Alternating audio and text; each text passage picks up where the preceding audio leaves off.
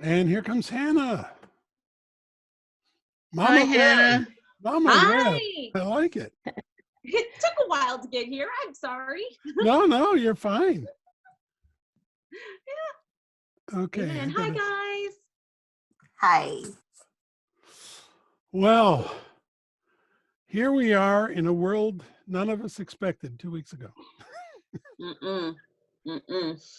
So I do want to just take a moment and, how are you all doing? Because this may be the one moment of normalcy in your life at this point. I don't know. Yeah. I'm sorry. I've been going nonstop since Tuesday before last when the cancellations started going on. So I've been working until like 1:30 or 2 o'clock in the morning because we do not utilize technology in our congregation, which may be a surprise to most of you. Yeah. But even getting things up like on YouTube and on Facebook, and just we're learning a whole new language, and there are a lot of people who feel very cut off right now. Yeah. Very cut off. Yeah. So that's us. Yeah. Yep. I know congregations everywhere are struggling with that because in large part, they haven't been thinking in these terms at all. So yeah. And Michael, what's happening with you? Well, I'm as busy as ever. This is my 10th Zoom call today. One of them was a webinar to 500 people about how to work at home. And so because I do that already, so not a lot of change for me. It's been very nice. The Zen Temple that I'm very active with, we've spent a lot of time having Zoom and syncing it to Facebook Live. So we've actually been having services, and it's actually increased community participation. Even using Zoom breakout rooms for the teachers to have interviews with people and whatnot. So I feel like we've risen to the occasion. Yeah, it's really striking. I've been doing a lot with the storytelling community and doing office hours and lectures and all that around how to take advantage of this. And I think for a lot of us, we lost, Susie, there she is. I had to look and see who we'd lost. I think for a lot of us, this is going to usher in some new modalities, additional modalities of how we connect. And all of those things we were so snide about saying, they're just on their phone or their tablet, are going to suddenly start to take on a new relevance. So that's interesting. Fred, how are you doing? You're mute. Or no, you're not muted, but your microphone is not. We're not hearing you. Let's put it functionally. How's that? There you go. I'm doing all right. It's funny though, because I worked from home for about 15 years. Mm-hmm.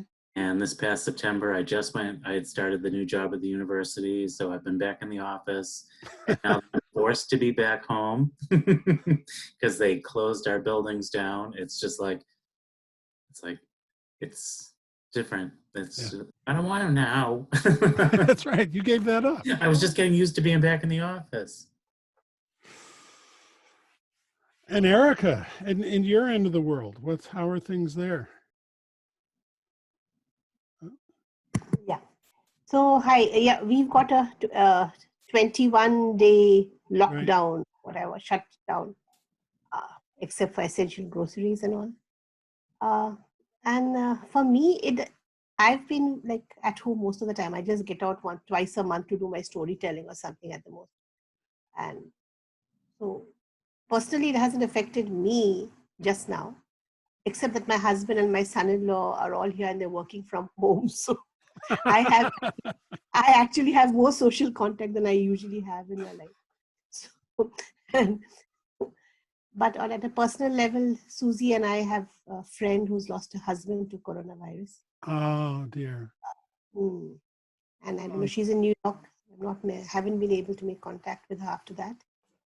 I don't know if she's alone or what. So yeah, it's become a little more real, I think. Sure, sure. Oh, I'm so sorry. Yeah. We also very sorry. Mm, Yeah, otherwise, okay. no, and we have servants at home here, no, and now we don't have servants because they're also on leave. Sure, So sure. usually have servants at home in India. Right, At least. right. Yeah, yeah. Now we don't have servants, and so that's also a new arrangement for us. Yes, I can imagine. Small things. All right. Well, um, we find community and strength in new places. It's nice that we've fortuitously built a foundation here, um, and so I'm grateful for all of you and what we can do together. Um, I will certainly understand if in the press of all of this you need to take a pause. Just let me know. Um, I I hope you don't need to take a pause rather than anything else. But if you do, self-care comes first. So please be sure to take care of yourselves. Um, okay. Anything else we should touch on before we launch into folklore? Okay. Oh, I have a question for all of you, and I feel good about it. So hold on just a second. The good news is I've got the next class all ready. The bad news is I'm hoping I haven't delivered it to you all before, and I don't think I have, but I want to show you one thing. And if you recognize this, then I have delivered it. So let me get to that. We might have talked a little bit about it in our retreat, but that doesn't count. So hold on just a second.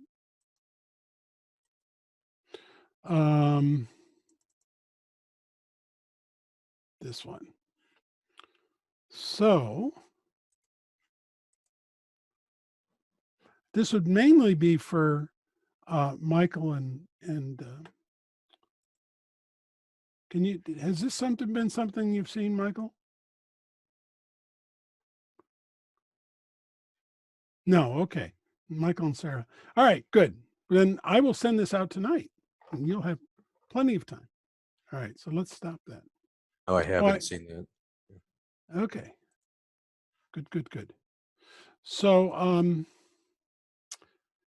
right. So let's start with a little bit of folklore.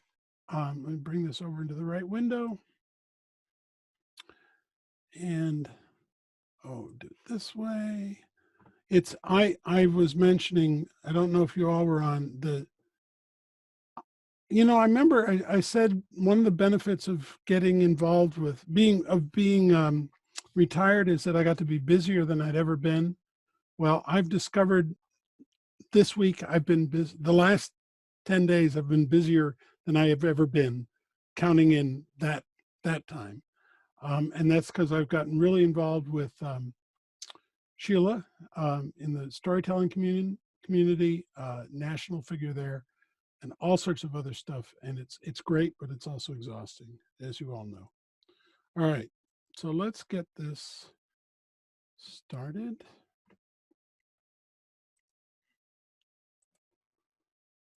And we'll share my screen.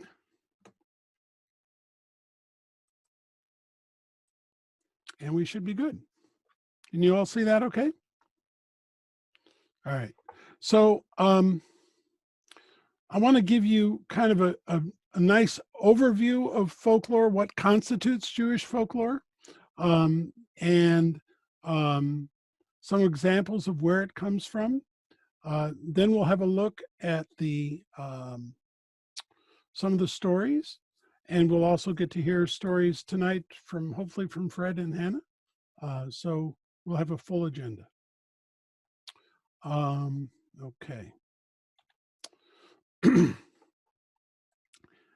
Now, a lot of this is true for many cultures, but there's some specifics in Judaism particularly the Agadah, which means story or telling.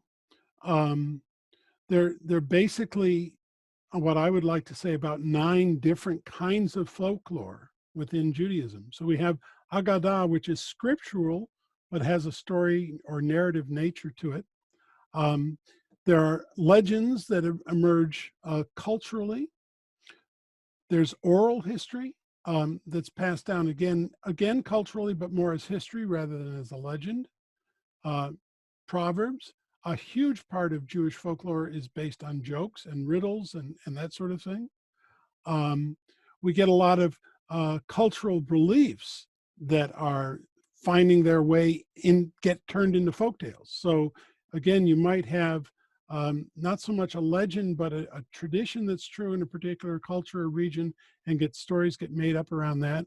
And then, of course, we have the normal. So fairy tales, stories, and tall tales find their way into Jewish folklore as well. So I don't want to say this is unique to Judaism, but we can look at folklore as having all these dimensions within Judaism.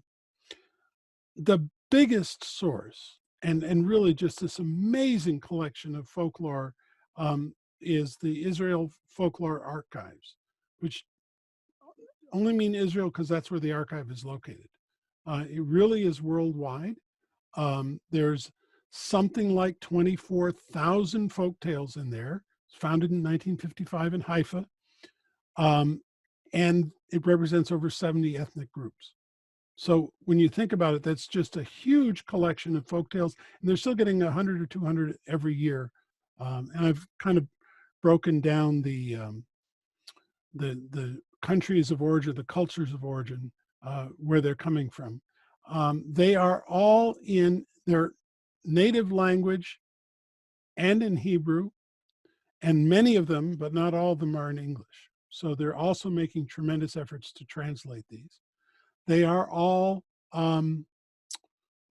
indexed. So there are keywords, all, it's just a huge database of resources.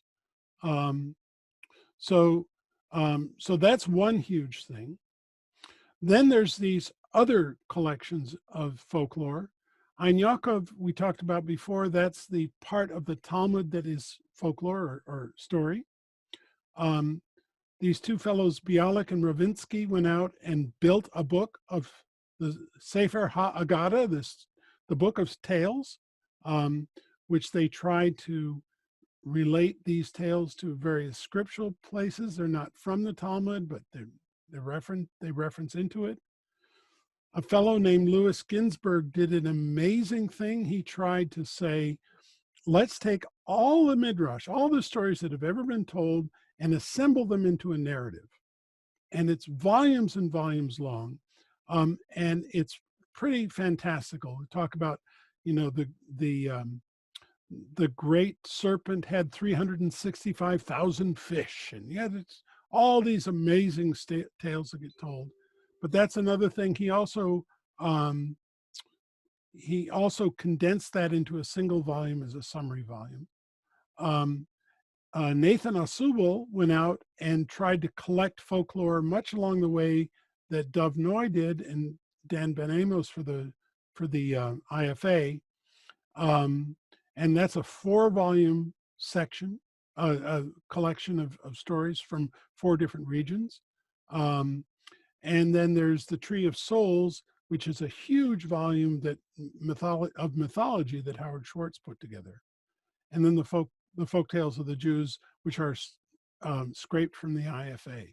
So just amazing collections of folk tales that are out there.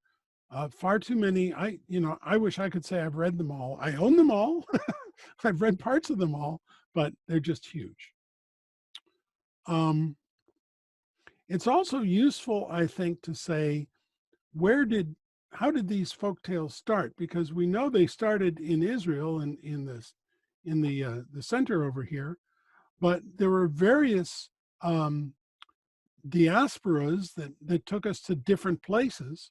And so we can see that we spread from Israel over to Northwest Africa, up into Spain and Italy. There used to be a huge Italian Jewish population.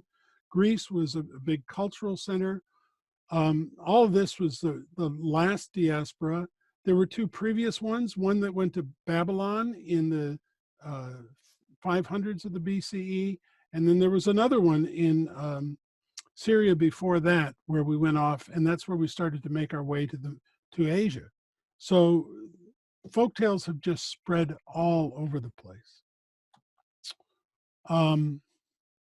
If you look at the population, the world Jewish population, you can see that it was pretty stable for a long time. You know, there's a little burp here back in the year 150, but we've been basically under 2 million for quite a while. And then when the Enlightenment hit and the European Jewry started to really go beyond its borders, up until here, we were pretty much confined geographically in most places.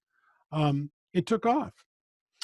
Don't think Corona here, but there was an explosion of Judaism, and it's, to me, intriguing from a really bizarre sense that in 40 years we went from 6 to 17 million people.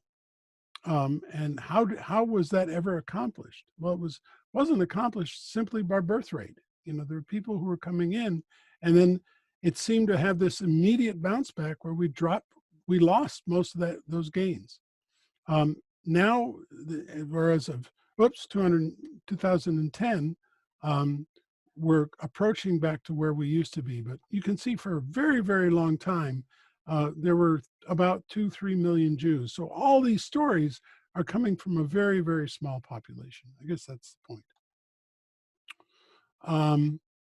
And if you're interested, these are the areas in which, the countries in which these various main streams of Jewish folktale, the Sephard, who are again, Northwest Africa and Spain, the Ashkenaz, who are the Germans, and the Eastern Europe, and then a real rich treasury of Arabic folklore.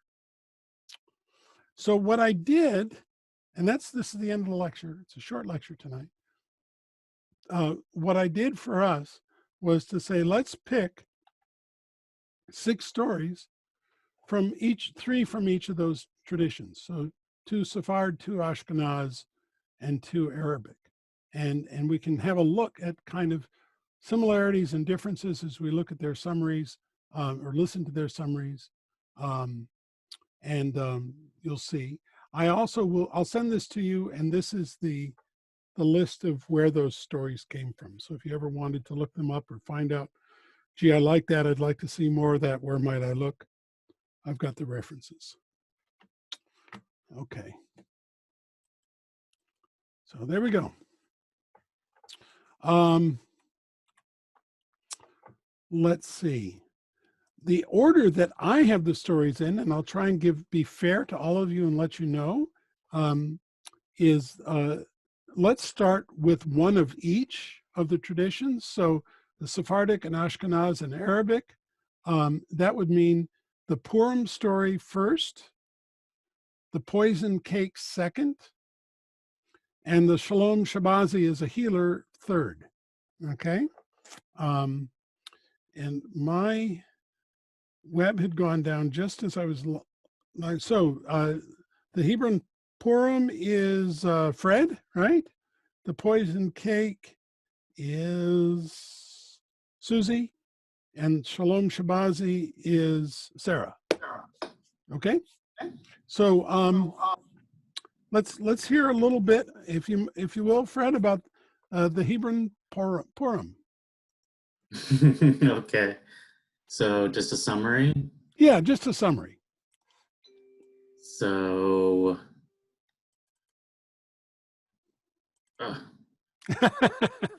Yeah, I know, because I had some difficulties with the story as well, but well, and bring those in, please. I mean, that's what is it? The story starts off talking about the community, and they were exiled, I believe, from Spain, right? And they were in Hebron, which would be where modern Turkey, somewhere around there. I'm not sure. Um, no, it's part of it's on the Palestinian side of Israel. Okay. Yeah. So they're now there, and the rabbis from Jerusalem came to them and asked them to give a donation, and the community, to get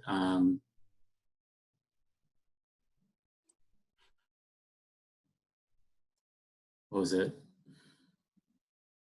So they're looking to fund their emergency fund, Right. right? Yep. In case when people get ransomed, right? Because Ransom. this was a problem at the time around the Jewish world, Yep. because it was very common that whoever the lord of your area they would take captives and hold them for ransom. So they wanted to replenish their emergency fund. Okay. And they wanted an amount for that, and the people of this community said, well, then no, that's not going to work for us because we need to take care of our own first. And for me, when I had read that originally, I thought, well, that's really good. They want to take care of their own, they want to take care of the poor. But then as the story continues on, then they find themselves with a new government that is anti-Semitic, and they're now in a place of being taxed and being treated poorly. And finally, that governor of the new area wants to pretty much take it all, and works up a plan that he's going to pulls in their rabbis and leaders and tells them that either they come up with,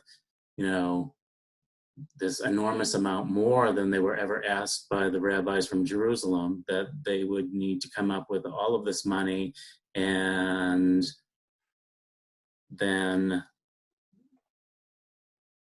there was really no one there to help them at that point. Mm-hmm.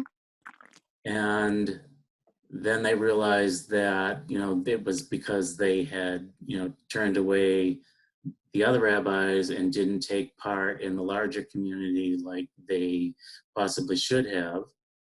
And now they had to come up with all this money, or the rabbis were going to be killed and the people would just be sold off into slavery.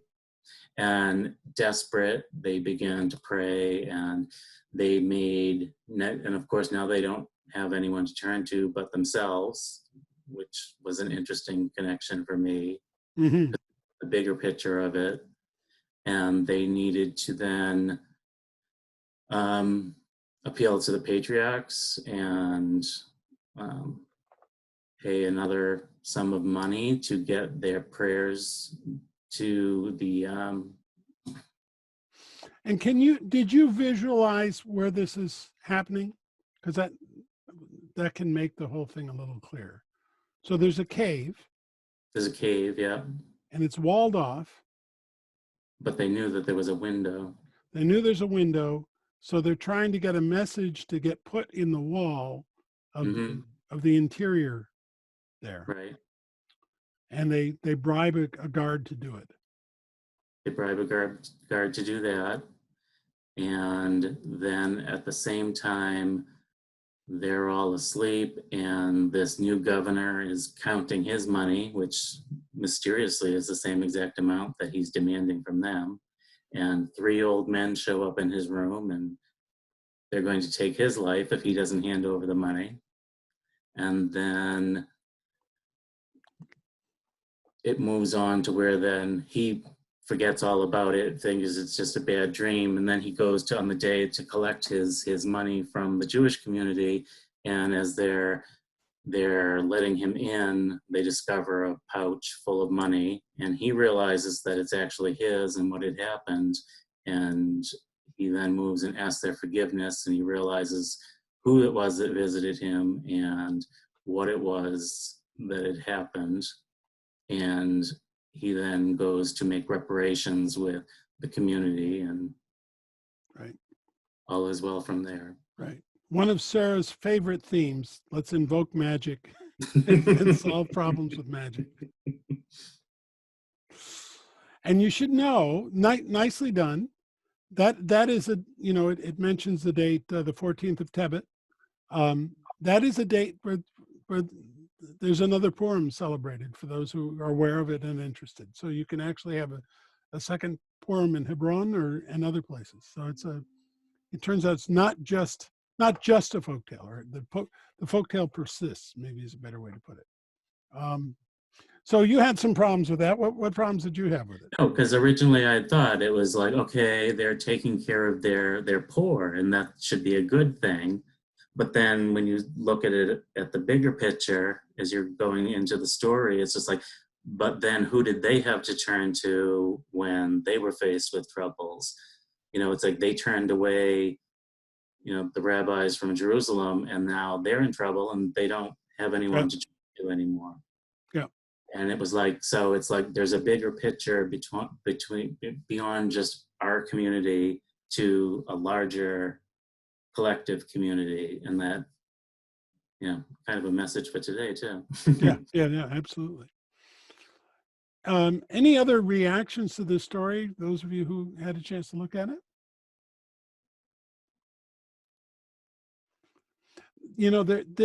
So this is on one level, it's a story about this community. At the other extreme, as you say, Fred, it's a story for any community. How do you make a decision between taking care of who's close to you and taking care of the larger community? And this is always an issue.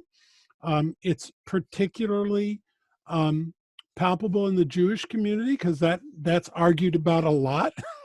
Where are my dollars going or whatever, and do I want to endorse the larger community over my local community? I think it's absolutely a very relevant problem, again, especially today. The solution in that sense rests with basically making a value judgment, which is to say the larger community always matters more. And we can argue whether we think that's right? But by going to the three patriarchs for the solution, they're basically hooking themselves into that larger community in the longer tradition. Say that's what has to happen. So one might imagine in this folktale that had it gone differently, had they given the money to Jerusalem in the beginning, somehow the story would have twisted. Either the money would have come back to them when they needed it, or they would have avoided it entirely, depending upon who was telling the story. Any number of ways that would have had a different ending had they followed the prescription of the value of the authors of that story.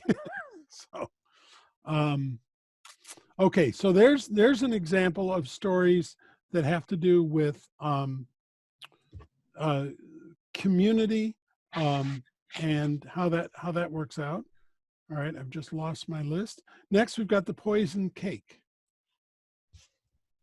That's me. Yep. Interesting story. The main character in it is a very wealthy, noble woman who's very pious, filled with religiosity, very consumed with making sure everyone knows how good she is, how generous she is, and so forth. And there's almost two stories that run simultaneously throughout this tale. And the first story is about her son, her only child, away at school and only comes home during the summertime, but then he's off hunting in the woods. So he's this kind of invisible character in the background of her life. But he's aware, and everyone's aware of all her pious ways of giving alms to the poor. And that's the other theme of going to church every week and giving out money to everyone who's poor, making sure everybody knows that she's doing it. And in particular, there's a Jewish woman that she has chosen to be very generous with. Every week she gives her alms, but this Jewish woman never ever says thank you. She always takes the money, never says thank you, and instead all she says in Yiddish, which of course the woman can't understand, But the Jewish woman says in Yiddish to her, everything you're doing it for yourself and not for me. And the woman pays no attention because she doesn't understand it. But she's there every week giving her alms, and the years pass. The son grows up, but he still keeps the same schedule of being gone and only coming back in the summertime to hunt in the forest, and then he's gone the rest of the year. The noble woman continues with her habit of going to the Jewish woman in the streets and giving her money, and the Jewish woman saying in Yiddish, everything you're doing it for yourself and not for me. And finally, after many, many years, the noble woman was curious about what this Jewish woman was saying to her and got it translated. What is she saying to me in Yiddish? Well, she's saying, everything you're doing it for yourself, but not for me. And of course, that made her furious. And she decided to get revenge on this Jewish woman. And so she baked a poison cake. And her revenge was going to be to kill this Jewish woman. So she baked this poison cake and gave the Jewish woman money and gave her the cake, which the Jewish woman accepted. And the Jewish woman was going through the forest carrying the cake home, and there lying in the forest was an unconscious man. And she tends to him, and he awakens, and it's the noble woman's son. And he had gotten lost and grown hungry and had fainted from hunger. And so the Jewish woman, taking pity on him, gives him the cake and leaves. And of course, he eats the cake and he dies. And his corpse is brought back to the noble woman, and they see, she of course knows what has happened, that he ate the poisoned cake and it killed him. And so in essence, she killed her only son. She had poisoned her only son with the cake that was meant for someone else. Okay. So it's a story with a twist. And in my lineup, if I were telling this in a concert, this would be the second story I tell. Uh-huh. Because I follow Elizabeth's thing of ha ha, aha, is that you start with a funny story and then you tell a story that's got a hook at the end. It's got a twist. It's got a ah. And the fact that she ended up poisoning her own son, of course, is that hook. And so that's the nutshell of it. Very good. Nice. Good story. Good story. Yeah. There's an ambiguity in the Yiddish, and it's there in the translation. What you're doing for me, everything you're doing it for yourself and not for me. Is that a positive or a negative? That could be debated. It could be either way. Well, let's hear both cases. How is it positive?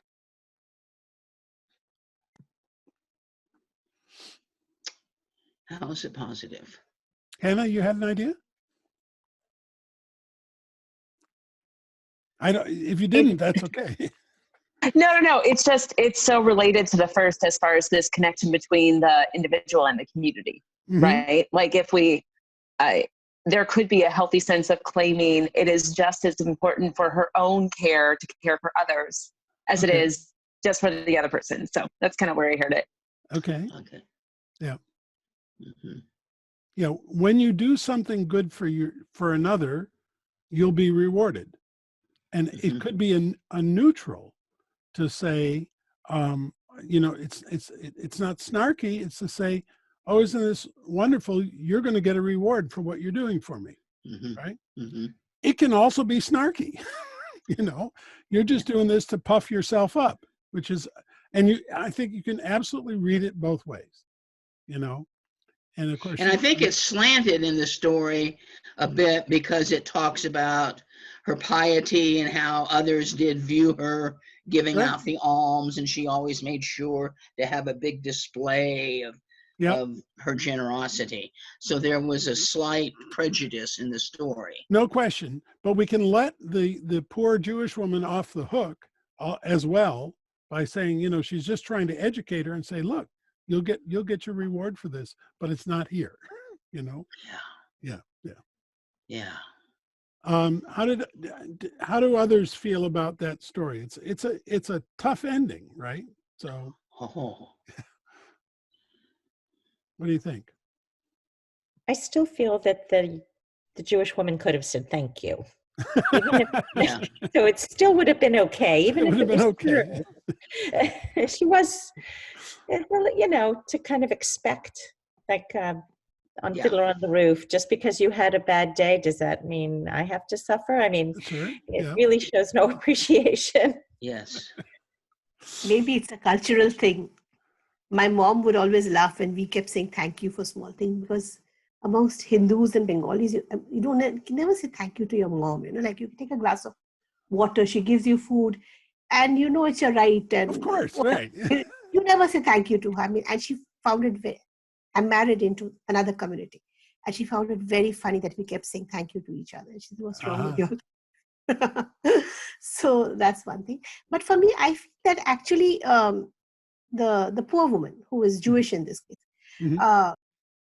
I think she said it from a sacred space, Mhm. saying that she was reiterating uh, that whatever we do is for our own good. I mean, and then one can of course say that your own good is linked to everybody else's good, but primarily you start from where you are. I see it as that.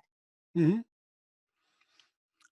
Yeah, Yeah. the question, and to maybe almost put words in Michael's mouth, is where do your attachments lie, right? So if her attachment lies in her prestige and her popularity, then that's what she's feeding, and there'll be a price to pay for that. If her attachment lies to helping others, then it's a beautiful thing, right? And it's where to whom are we giving, right? I don't know if that's fair, Michael, but I thought I'd say it. I thought it sounded good. I don't know that I was going to say that, but sure. What I am going to say is, maybe just is I thought that it kind of proved itself. Her saying you're just doing this for yourself Mhm. ended up being true by the philanthropist's reaction. I think Mhm. the ending was harsh, Mhm. to say the least. But I guess if you look at it as a metaphor of punishment or poisoning Mhm. yourself or poisoning your descendants, I don't know. So it is interesting if you're giving for the sake of giving and helping. It's nice to receive gratitude, but it shouldn't matter Right. how it's received if you're really helping Right. people. Right. Okay. Any other reactions? All right, let's go for one more. Hannah, are you ready to tell us about Little Fish, Big Fish? Sure, sure. Can you hear me? Yep. Okay. So, Big Fish, Little Fish starts by telling about this head of the community who was renowned for his miserliness. All the beggars around spread that fame far and wide. And one day, this head of the community received this great honor, a rebbe, right? They put R-E-B-B-E, Yep, that's right. spelling that. A rebbe was to visit the house. And of course, this head of the community thought, I got to serve him dinner or serve him a meal. Let's make it the lunch meal. And he consulted with his wife, who was even more miserly. And they decided that the meal was going to be fish. And they would cook up the small fish for lunch, and then they would get the big fish later for dinner. So here comes the rabbi, and he could see the dishes being prepared, and he saw these delightful, beautiful, big, juicy fish, and then he saw the plate that was put before him. It was a little fish. And so he went down to the little fish, and he started talking with them. And it seemed like he was having a conversation with them. And the head of the community and his wife were like, wow, this is a miracle taking place in our house. Generations are going to be talking about this. This Rebbe can talk to fish. And when the Rebbe would finish conversing with his meal, he said, wow, may you live to be 120 years old, that you can talk with fish. What were they saying? And the Rebbe said, well, I've talked with fish ever since my brother drowned in the river, and I was asking them about that incident. They're like, "Wow, Rebbe, what did they say?" They said, "Well, they told me that they weren't born yet when that tragic accident happened, but there are fish in the kitchen that would have been older and knew what happened." And that's big fish, little fish. I liked it. Yeah. So, what are the values in there that that you think the folktale is trying to promote? Well, it struck me earlier that you said, like, and sometimes jokes are passed on, right? So this sense, it's almost as though there's this tale, like the truth's going to get out, and you can even have a sense of humor for the people who are trying to be kind of closed off, and as they put it. Yeah. Okay. Other thoughts? Thank you, by the way. Thank you. Other thoughts about the story? Did he have to share his big fish then? That's important. Well, yeah, the implication is then he was shamed into having to bring in the big fish. So, yeah. I think it's a funny joke, but it's a little bit like what we just talked about. It's a little weird of the Rebbe. So it's an interesting framing, because when you frame it with there's this miserly couple and there's a lesson, don't be so miserly. But if you didn't tell it that way, if you just said someone came and a fish was set in front of him, and then he's talking to the fish, and you have a bigger fish that the two of you are having for dinner, it's a little ungrateful. But yeah, I mean, but it's also a funny joke. Yeah, it's a great joke, but you certainly could frame it as the Rebbe, presumably, although again in these stories the Rebbe's very rarely ignorant of anything, didn't know what the large fish was going to be used for. Maybe it was for a bigger party, right? So he was perhaps being greedy by wanting the big fish. You could tell the story that way, certainly. You'd rob it of some of its, some of it. One of the kind of dictums of how do you criticize somebody is, if possible, you do it without embarrassing them. And so there's some of that, and not that they weren't embarrassed, but he doesn't berate them. He kind of tricks them into telling him the truth. Let's see. Any other thing that you notice in that particular story? And Susie, go ahead. Go ahead, Erica. Go ahead, Erica. Oh, okay. So interesting that in the previous story, the generous lady and her is the word ingratitude, or what is it? Lack of gratitude is punished with death.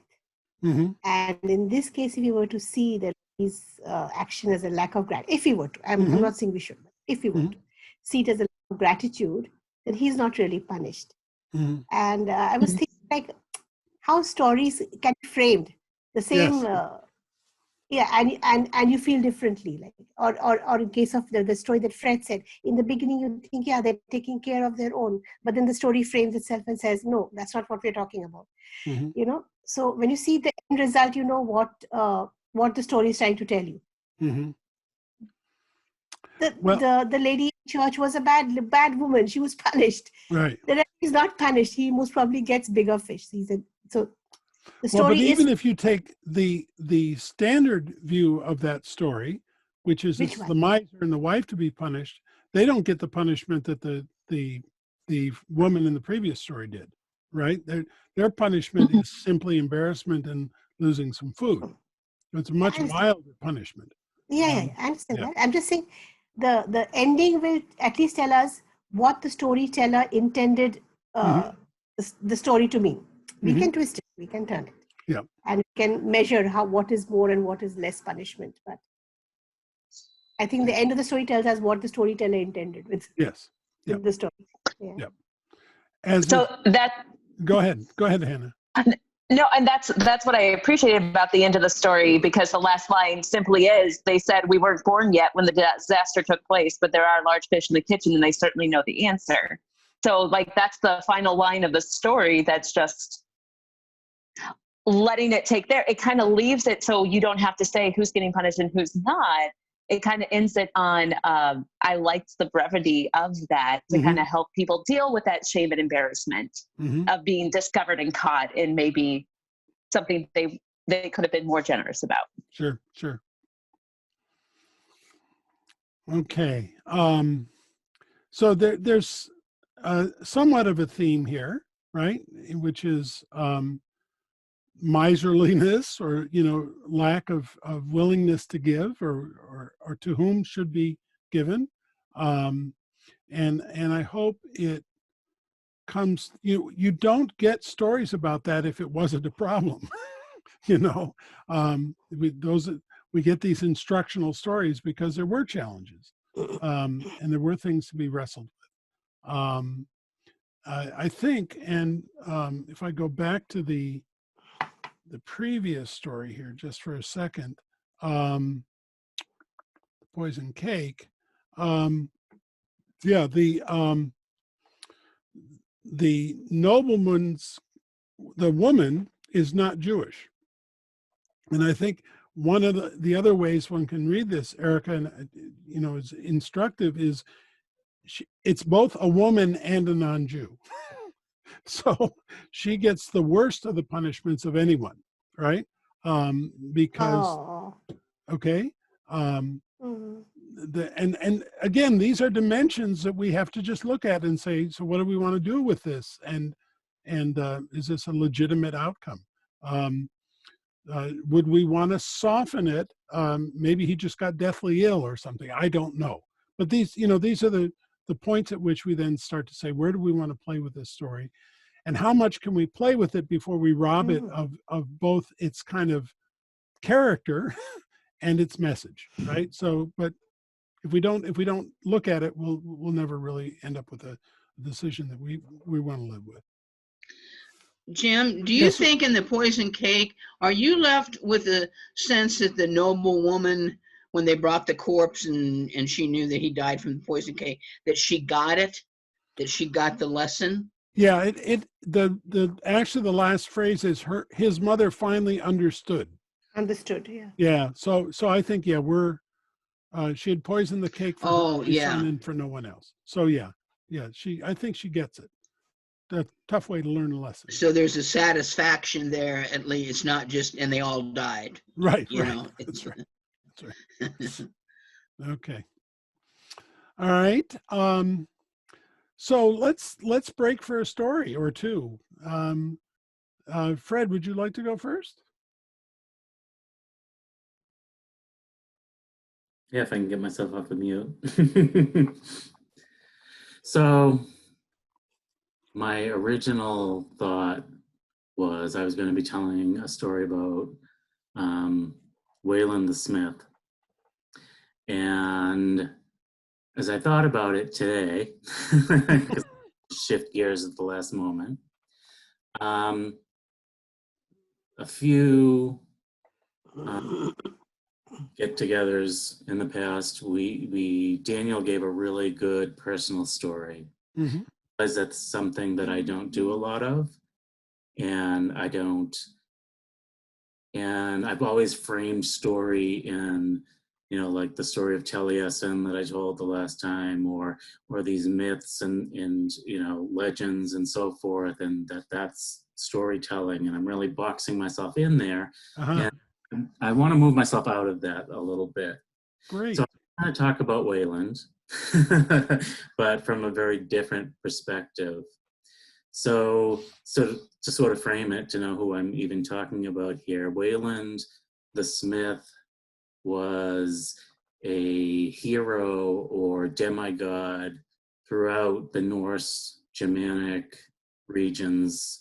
And his story comes down from thousands of years now. So it's really amazing when you see a character and a story stretch out from Scandinavia to continent down into Britain, to where today there's even still a place that's called Wayland's Smithy, and people will go there and leave coins in memory of this story. And it has always amazed me how these legends were so ingrained in culturally that they've come down to us even till today. I mean, Wayland's talked about in Beowulf, and it's said that he was a smith. So it was said that he forged Excalibur itself, and his renown was all over there. But Wayland was an extremely important story to me, and in the Norse, he was known as Voland. And the Icelandic sagas is where a big piece of his story ended up being written down eventually. And one of the things about Wayland that was always important to me was because, as his story goes, which I will tell at another time, he was not only a smith, but smiths were known as these sort of magical beings to begin with. They turned this material into jewelry and into swords and into armor and all of these things. Like I said, in Beowulf, he was the creator of Beowulf's sword, and he was the creator of his breastplate. So this was a very important character, and he had that Smith transformational type of quality about him. But he was also kidnapped by the King of Sweden at one point, and he had his Achilles cut so that he couldn't run away. And the king greedily wanted him to only produce things for him. And Wayland,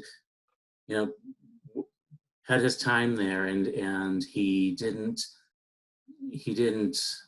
bemoan, why aren't the gods saving me, or whatever it was. But throughout the whole process, he created on his smith, he created his own set of wings, and in the end of the story, he flies away to his own freedom. So this whole sense of self-reliance. So very important figure to me, and it's always stuck out to me. And I actually commissioned and had a statue made of him.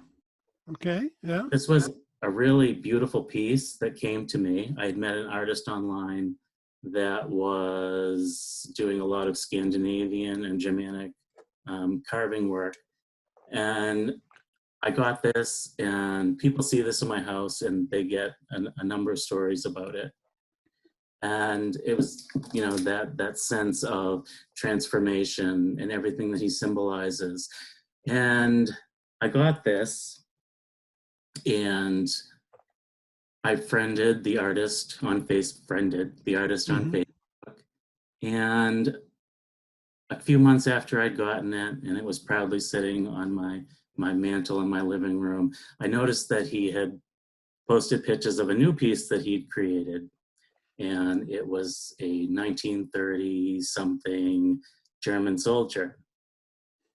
And questioned him on, what are you doing? This is something that's really, just didn't understand what this was going on here. And he was like, well, it was for somebody that collects World War II memorabilia, and, I'm not, I'm good. We're all good.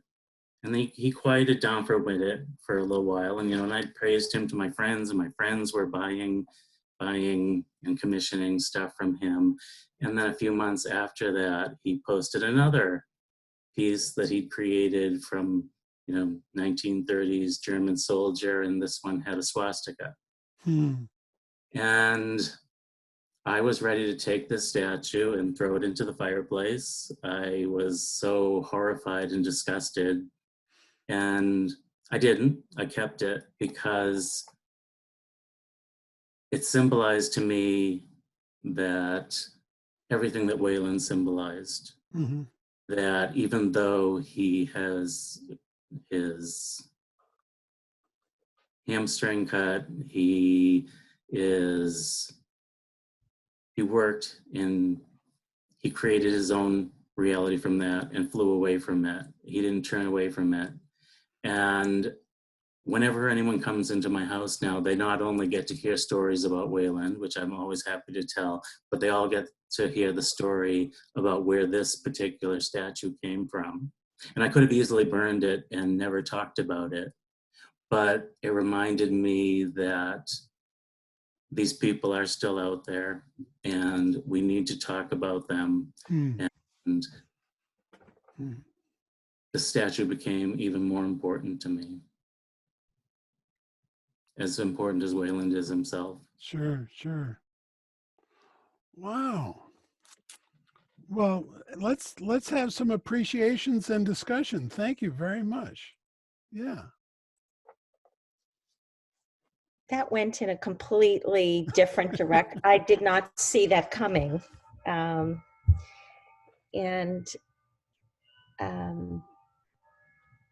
Yeah, I think it's really brave of you, number one, to tell this a personal story, because you kind of put your heart on the line.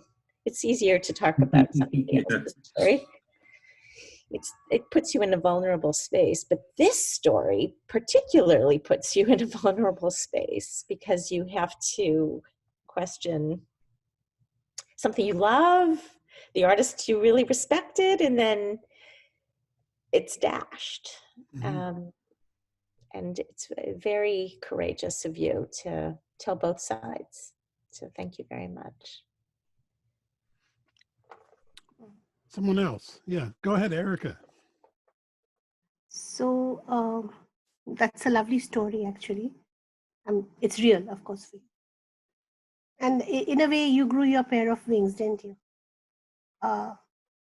You flew from the captivity of that story. That's interesting. Very interesting. Yeah, I had the same thought. The story embodies the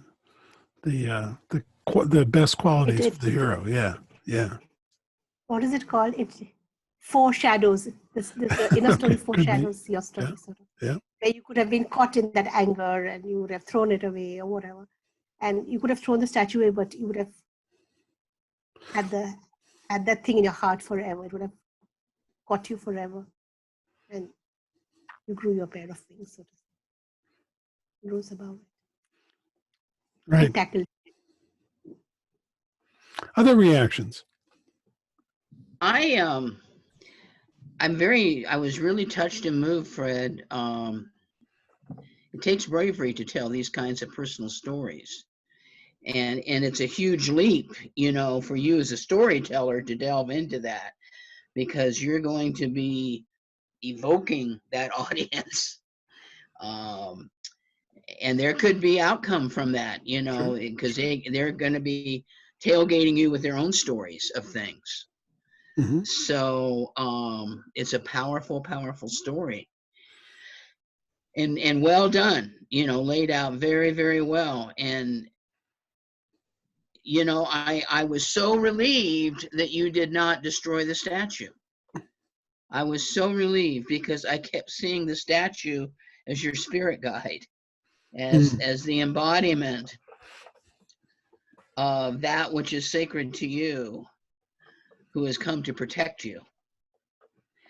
And that it says, I rose from shadows, but it did not change my light. And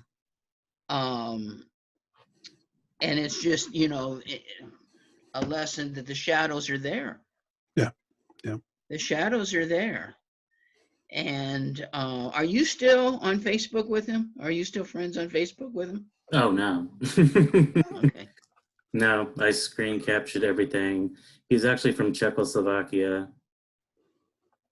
And we had some interesting conversations because it was like, actually, it's not only disgusting what you're doing, but it's illegal in the countries that you're dealing with. Yeah, yeah, that's true. Yeah. Wow. Really, I touched you, Fred. I'm going to mute. Anyone else? Yeah, I appreciated the story. Always love personal stories, so I echo what others have said. and and when you said that, Susie, I realized the same thing. I was hoping you didn't destroy the statue. So there's this interesting issue that I think about a lot that that's helped clarify for me, and that's art that's created by people we don't like. I love Woody Allen films. That's not so popular to say anymore. Roman Polanski films, Right. Dali paintings, Dali, like Shlomo Karlbach stories. True, Karl Bach stories, like people who, without question, have beyond moral failings, like done evil things, and so I believe, I don't know where this comes from, but I just feel this, like when a piece of art is created, it exists in of itself. It has its own existence, if that makes sense. So what I was feeling was actually you, like I had this story, this narrative going on of like, geez, this is my spirituality, my religion, Norse gods, and yes, they have a Germanic background, Germanic gods. Like, how dare someone else co-opt that and turn it into something perverse like this? It seemed like there was, I'm sure you could go on and on speaking about that, but it showed me a sensitivity that you had for others, and for goodness. And then there's also this story. So it's just interesting how the story could exist on different levels. And that I was thinking of all those things, that there's obviously more to this, to you, than just it's a complexity. So thank you. Yeah, Erica, go ahead. I was thinking about Khalil Gibran's poem, "Your Children Are Not Your Children." Mm-hmm. You all know that poem, right? Where they are life, they are the children of life, or something like that. Mm-hmm. So they come to you, but they are not of you, and you know. Yes. I was thinking of this artist also. I mean, this piece of art came through him, but it's not him. Mm-hmm. Read that poem, then it will make sense. Yeah. Your children are not your children. It's by Khalil Gibran. Yeah. Yeah. Hannah, were you trying to say something? No. Okay. All right. Yes. So so I have a couple similar comments, and I want to make a story comment. Because this is, I know Fred is familiar with this. We haven't spoken about it, but there's a certain group amongst there's certain groups out there who take the Nordic gods to take tremendously right-wing positions and use that as their reason for that. So this is a very live issue in that community. I'm very much aware of that. I really like the idea.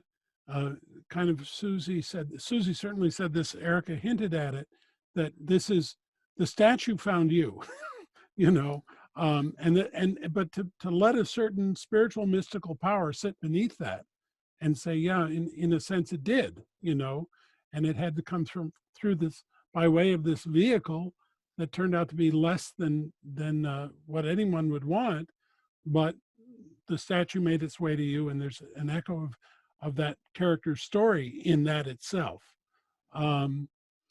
which takes me to the story part.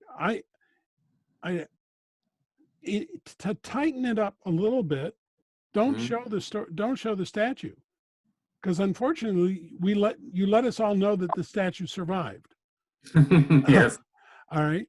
So if you would simply say, I found this statue online, and describe it to us, paint an image of it in our minds with it, and then you can have the reveal at the end.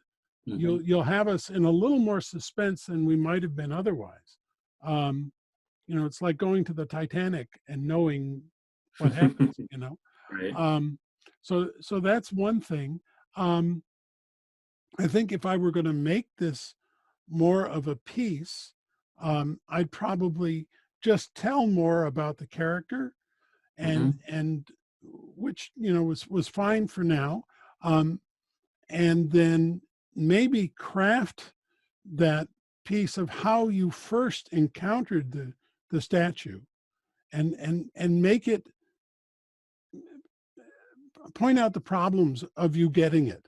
This was a person who oversees, whatever. Make that more of a struggle to actually acquire it, but you felt like this was something that you really needed to do. So draw that out a little bit as well, and it'll just heighten the whole thing. Right. I do appreciate, for those of you who didn't get the reference, and I know I haven't spoken with Erica. I don't think with Hannah either. So the lineage of my training, my lineage as a Magid comes from Shlomo Carlebach, who was a man who was a tremendous mystic and songwriter, and he kind of turned modern Judaism on its ear in every dimension.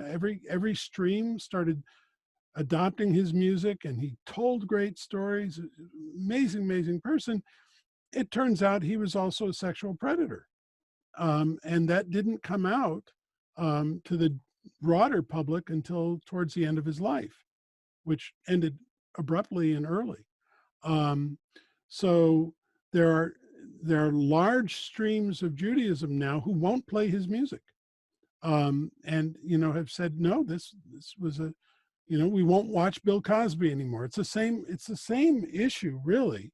And his daughter, Neshama, who is another beautiful person in the spiritual sense, also a gifted songwriter and performer, has had to endure his legacy. And it's really, for a long time, congregations wouldn't let her come because her father was who he was.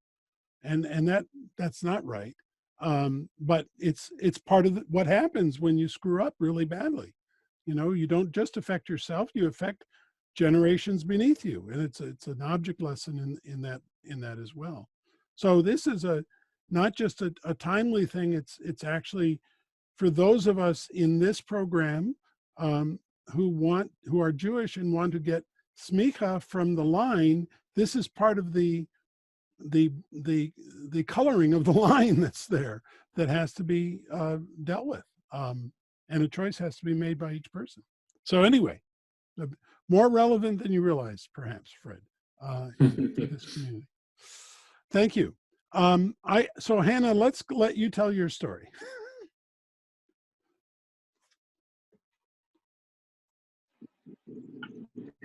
All right, this is something that we're focusing on this week, and it's very strangely timey.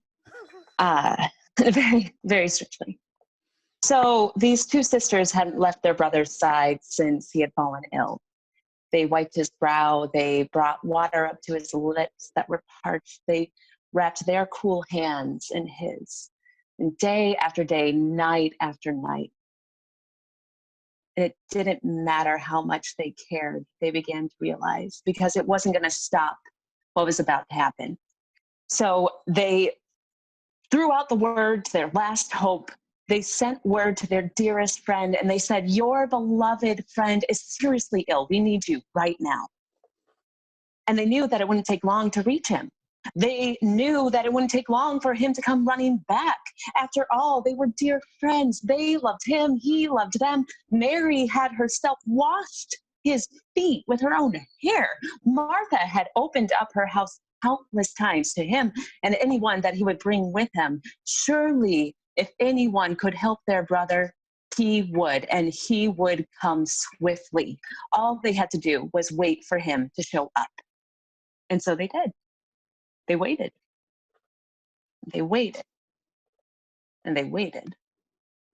Every step that passed their home could be him. Every shadow that fell across their window, that could be him. And so they always kept one eye on their entranceway and one eye on their brother.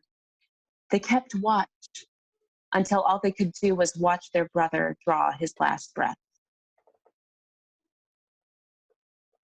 And so they began to prepare the body for burial. And with it, everything that they had hoped would happen. And as they did so, the thoughts began to invade them. If only he had been here. And they wrapped the body, they wrapped the hands that they once held, and that thought came again. If only he had been here. And they went with their friends and their community and their neighbors and almost everyone they knew, making their way to that cold cave.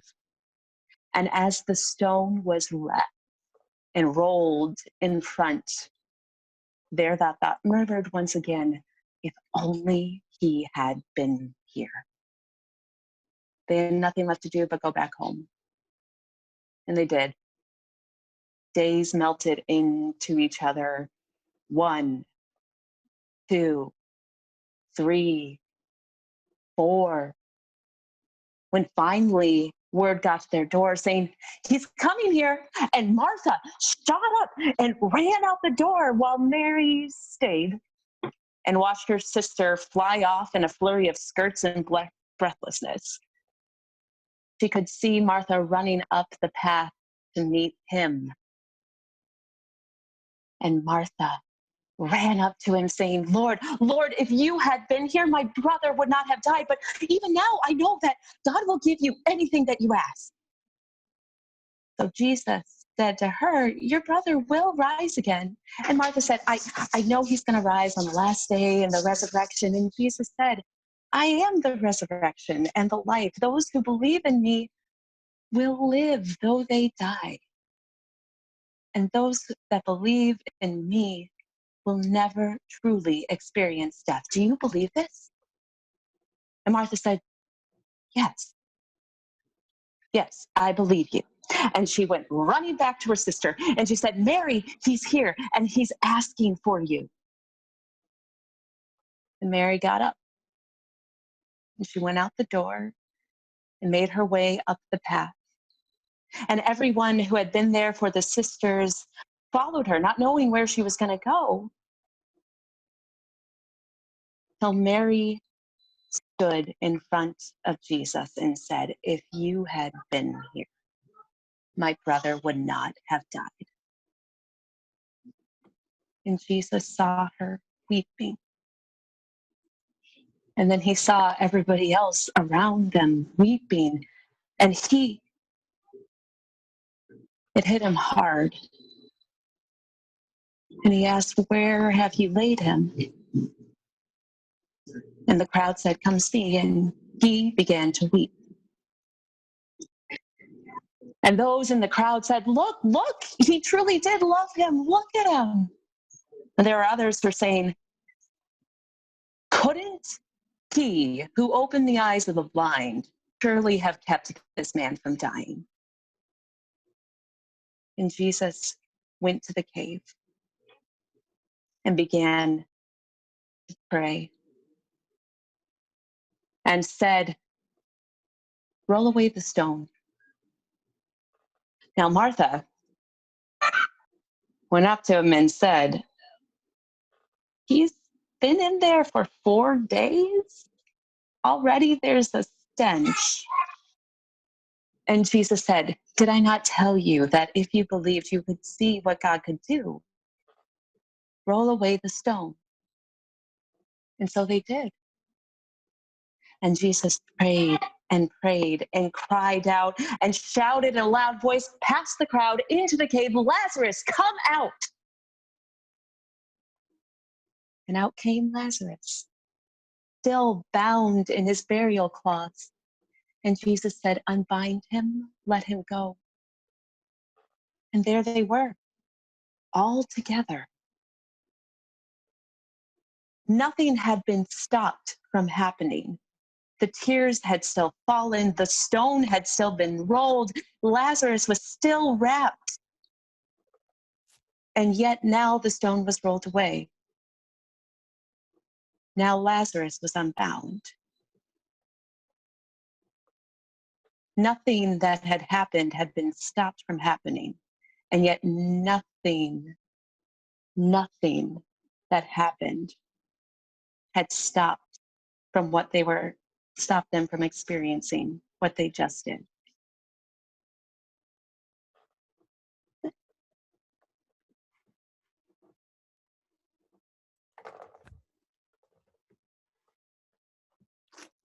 Very good. Don't be on mute. We want to hear you. Sorry, thank you. Yes. So reactions. So, and I can see this affected you in a way. Yeah. I could see, are you in a place where you can share what that is, or because I could see So, something happening in you.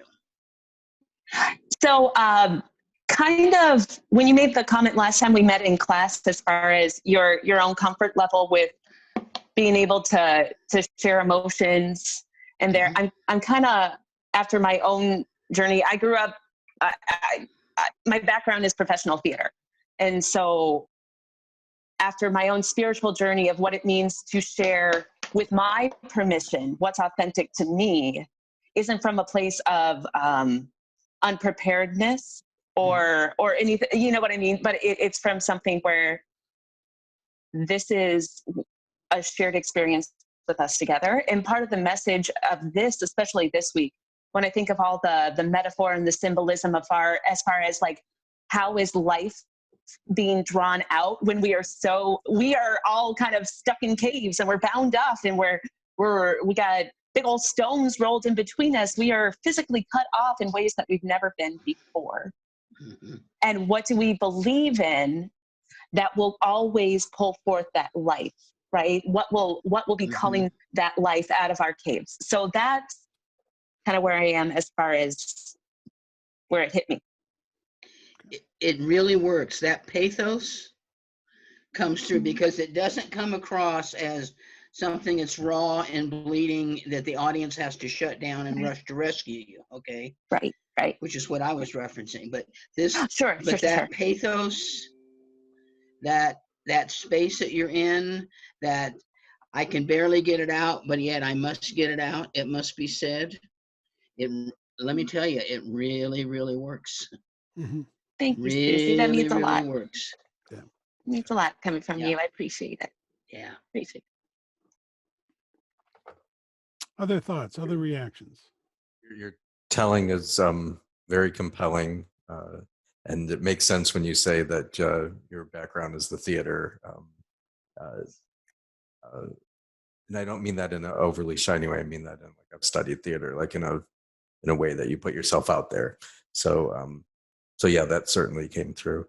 I was also struck by, I mean, I know the story. I went to Catholic school. I think most people, even non-Christians, know the story. And so it was I've never heard it told that way. I mean, it's usually told in this kind of overview, you know, Lazarus in 3 days or 4 days or whatever, and roll the stone away, and okay, there's a miracle. But to put the details, and I'm curious if that was your doing or if there was a source for this, because it really made the story much more compelling. True confession, this is going to be my sermon on Sunday.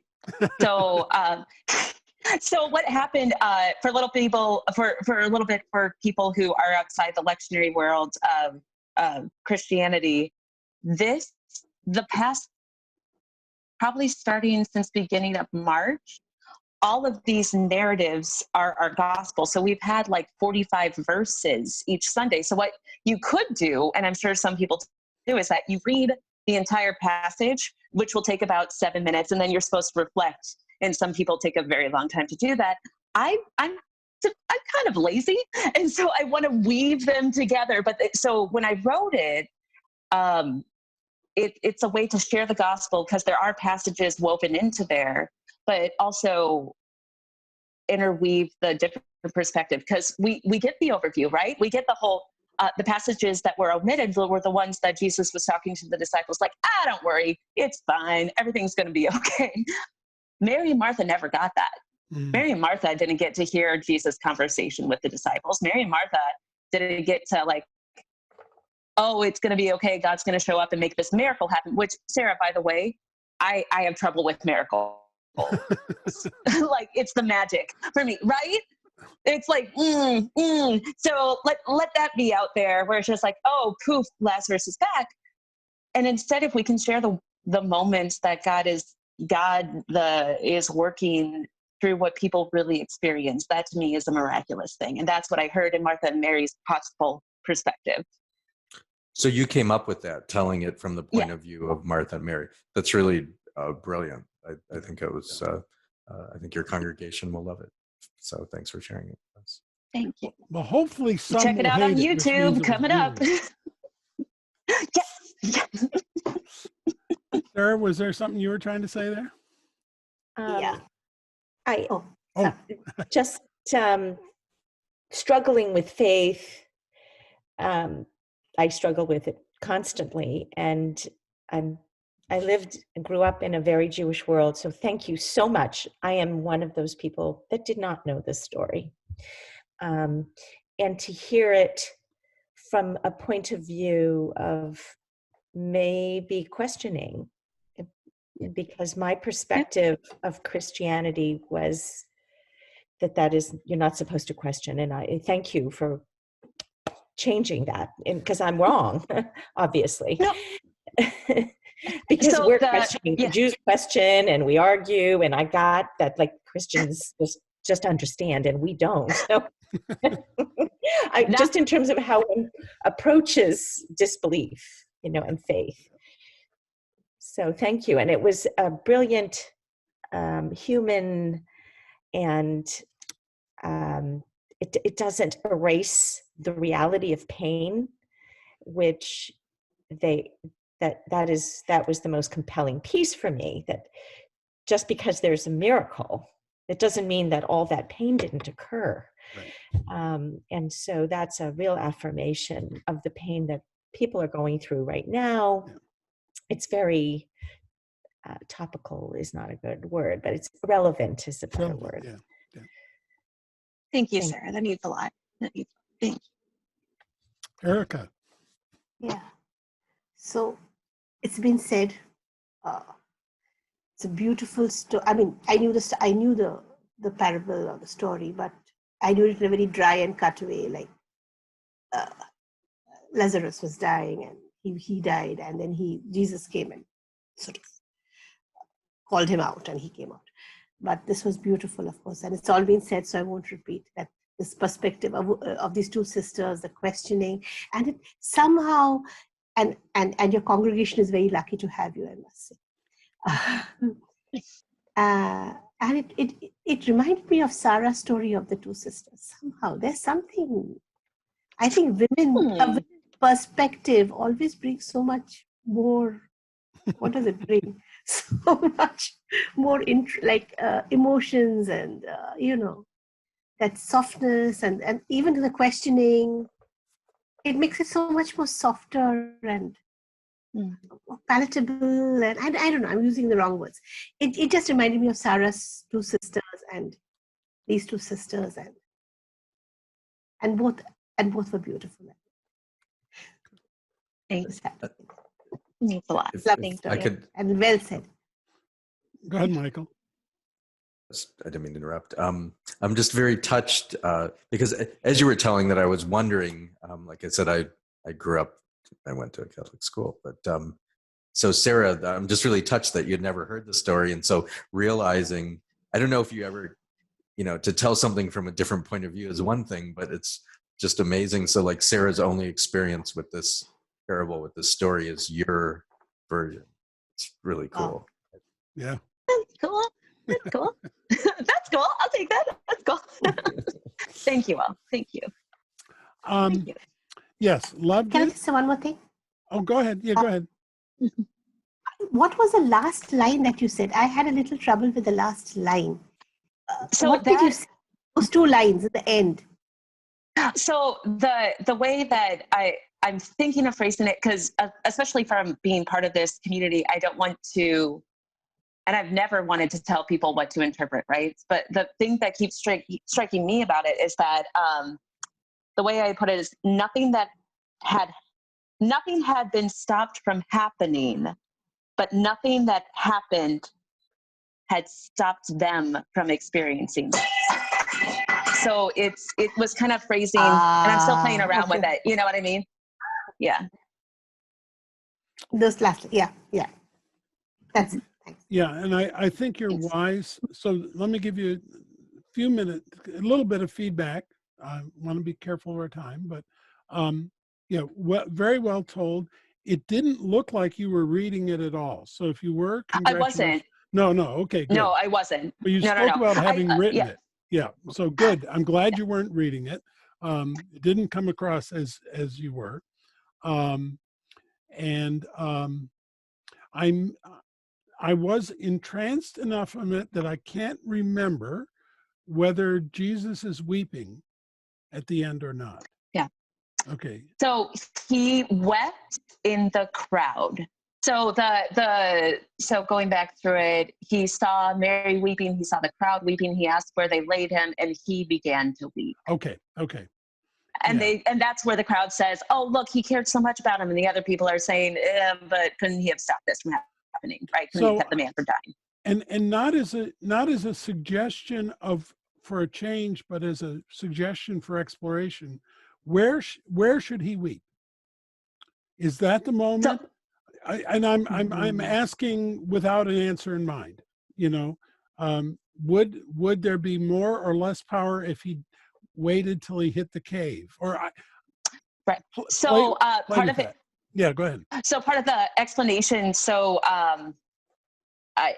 Yeah, that was part of the scripture. So what it was, it would be like the part that I would write and then insert a few verses, write verses.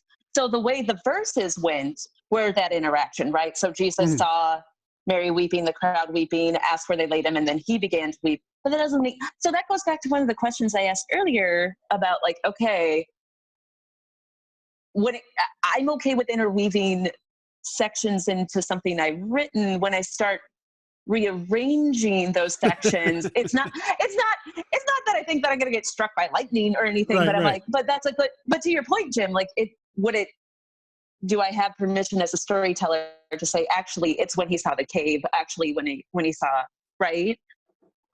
So let me go on that for a second, because there's also a question of tradition. In the Jewish tradition, we would absolutely move stuff around and change the order and do whatever we want to make whatever point we wanted to make. So you wouldn't even ask the question there. No. So, but which is critical, right? Because it's what's going to be perceived as legitimate in your tradition. So that has to be part of the answer. If it's not, you can still play with it in the afterword. It could be a question you could ask your congregation. What would be different if he wept here instead of there? So you don't have to even change the story, but you can introduce the parallel track to say, how could this story have been different? It depends on, again, whether you can do that in the setting you're going to be telling this, but certainly in another setting where there's a little more room for flexibility, that'd be a perfectly legitimate way of doing it without affronting the scripture. You could say, how would this story be different if? And then you start to unravel those other opportunities. Yeah, Susie. I'm wondering if you could make an inference instead of actually saying that he wept in the crowd, but just say, that Jesus turned and bent over and hid from view momentarily. So those that know the scripture would know, oh, he's crying. Those that don't know the scripture would think he's gathering himself, he's mourning, he's something. Just a thought. Yeah. And again, Like it. this comes into your role, and that each of us will face in different ways in the context we're telling, right? So in your context, in this particular instance, you're telling as clergy to a congregation, and that will impose certain limits on you that others may not. So, great. Oh, and I had a second thought and then I got distracted. Yes. And my other thought had to do, I think I've already answered it. You've already answered it for me, which is the congregation is expecting this rough section to hear about it this week. So you can't really disguise it. in the way, because everybody says, wait a minute, we're hearing about Lazarus today. So you don't have the flexibility of coming in, because I noticed when you started it off, we didn't know who he was. You didn't mention his name. You know, you could, in another setting, change their names. I mean, you could make it an entirely different, a bigger surprise. But that's not an option in this setting. Okay, very good, wonderful. Thank you. Thank you so much. Yeah, nice, very nice job. Okay, so we're a couple minutes over, but we'll survive. So our next meeting is in 2 weeks, right? Yes, 2 weeks. And I will send you out tonight the readings and stuff for tomorrow, for next time. And then it's after that we move to, well, first our Mormon storyteller, and then out of the Jewish world into storytelling in general. So that's how we'll wrap up. Something that maybe is obvious but is worth saying is, who knows what we're going to do for graduation? You know, and we don't. So I'm not, you know, we will figure it out as we get closer in. There's way too much unknown right now to try and predict what will or won't be possible. So we just all understand that's on hold at the moment. We'll figure out how to make it work. If the Olympics can be delayed, so can we. Well, yes, that's right. That's right. And we can do it on Zoom. Well, I mean, again, we can, and who knows, you know, some people say it's going to be over by Easter, so we might be just fine. But anyway, I had to fit that one in. I'm sorry. Let's see. I think that's it. I will invite you all. You may not be interested, but just in case, one of the things that's going on in the storytelling community is a tremendous effort to try and support artists, particularly storytellers, but other artists who are really taking a huge financial hit right now. So the support networks that are growing up online as a method of not just uncovering new opportunities, but just providing emotional support to each other are pretty amazing. And why am I forgetting Sheila's last name? Sheila Arnold, who is a tremendous storyteller, really an international figure. She's put together a group called Artists Standing Strong Together, which I've teamed with her on that one. So that's a Facebook group. If you're interested, there's lots of wonderful things happening there, and there's an opportunity and I'll send it out. You can decide if you're interested or not. And one of the things that we're doing, which is why in particular I bring it up now, again, we'll get really woo-wee on Sarah here. There's, for those of you familiar with Reiki, one of the ways that Reiki can be delivered is over a distance. So we have a distance Reiki group that meets at 9 o'clock on Tuesdays in the evening. There's no online interaction. It's just you say either I'd like to provide or I'd like to receive Reiki, and we circulate the list of those who are providing and receiving on a page. You're welcome to join us. There's no fee. Just be open and receptive to Reiki from 9 to 9:30, and it's there for you. So I'll mention that as well. All right. Stay resilient. Maybe that's my favorite word right now. Be resilient. Find the resilience, and stay together. All right. Have a great evening. We'll see you in a couple of weeks. Thanks, everybody. Stay healthy. Yeah. Thanks. Bye. Bye. Bye.